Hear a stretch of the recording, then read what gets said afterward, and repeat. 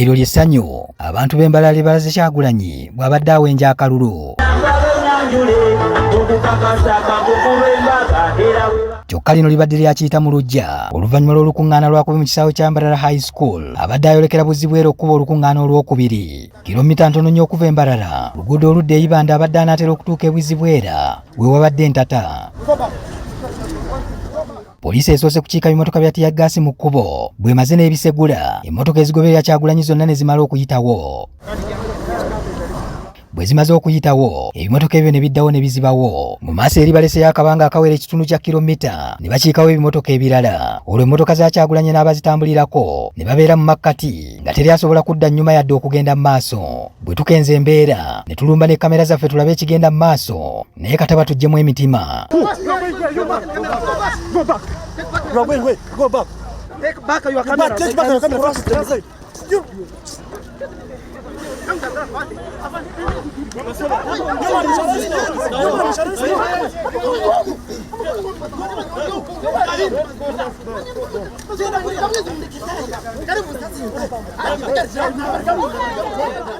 Poliisi etandikiddewo okugenda mu drone eziwerekera Kyagulanyi ng'egenda ekukumba mu buli muntu.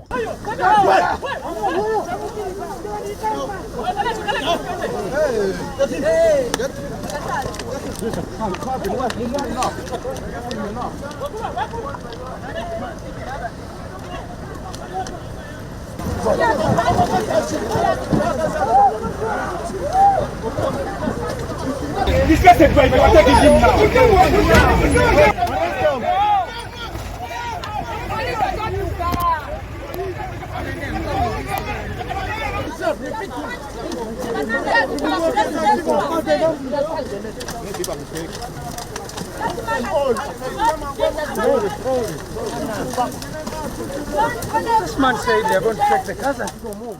Ngate tulina musango kyokka basajja be batukwata basajja be batwambulamu engoye tuziza musango kifenna tulibeerere batwambudde yambudde. Target justice when we don't want that impunity to happen in our country again. Abamwegenze bakubisa amasannyalaze agazze googerwako.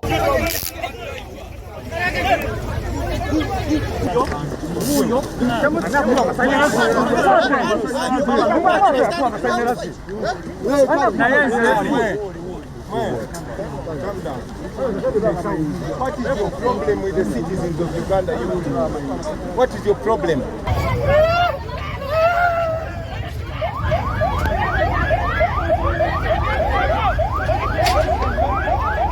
Eri abagezezzaako okuwalampa babulewo nga poliisi yonna yeebunguluddeyo dda.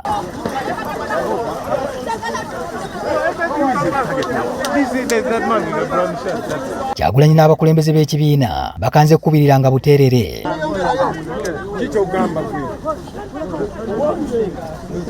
Kikyogamba muteekeko kamera zammwe njagala balabe face z'abaana abasajja.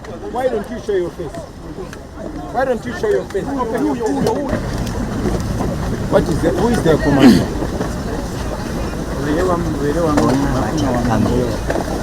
Ebinaka nibya mu maaso bonna batya kamera tewali ayagala muto ngabo nabe bakola kakoza mutale mu busajja mmwe obwenkwe. How can you look run after our lives, you criminals? Ekipiki ezibadde ziwerekera nazo zisigadde ettayo. Mother, you have a child. If you are having the children, you can die from the hospital. We are fighting for you. We are not fighting against you. We are not doing anything bad. Okay? That flag on your uniform is supposed to symbolize the honor. Abakwatiddwa babadde bapangibwa mu kimotoka n'omuwendo nga kizibu okugumanya.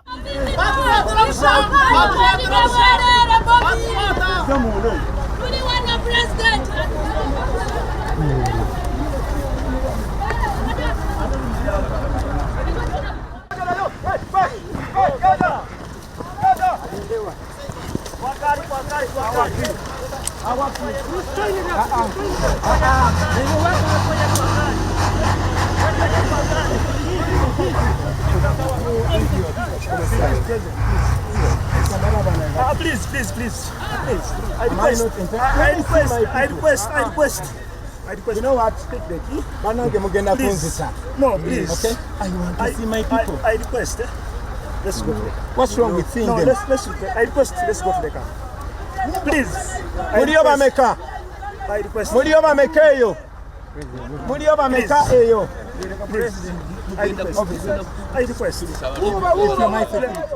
Abafunye ebisago bangi nga n'omu Kyagulanyi yabwe bagazze okumuteeka mu motoka ye.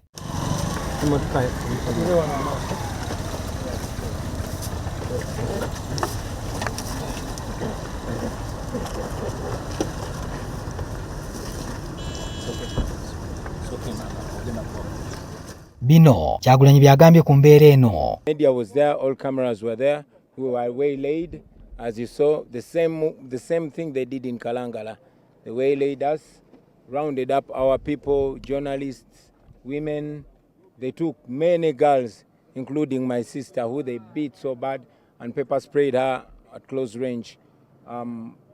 We are asking them to give us those people so we can take them to hospital. They are still holding on to them. No, these are signs of fear. These are signs of cowardice. The regime just can't believe that we got such a huge welcome and we command such big support in Western Uganda, in Ankole and in Mbarara. Here you all saw how we were attacked by goons wearing yellow t-shirts and holding Museveni's posters. Mr. Byabakama has not said a thing about it, the chairperson of the Electoral Commission, and yet he was very quick to come out and complain about me buying maize on the street in Karamoja, saying it's not part of the campaign. But he has not said anything about that attack, you know. He has not said anything about those goons protected by police. Now, 2 days ago in Mbarara, they rounded up 20 of our team members and arrested them. Now they've taken them to prison. Right now, we are here to ascertain the number of people they've rounded up. They are playing their usual game of trying to isolate me, trying to intimidate people, trying to discourage people from associating with we and the message that we carry. Tuvuddeyo kipayopayo era ebyo tubinyumiza tuwejjawejja. Patrick Senyondo, NTV ku ssaawa emu.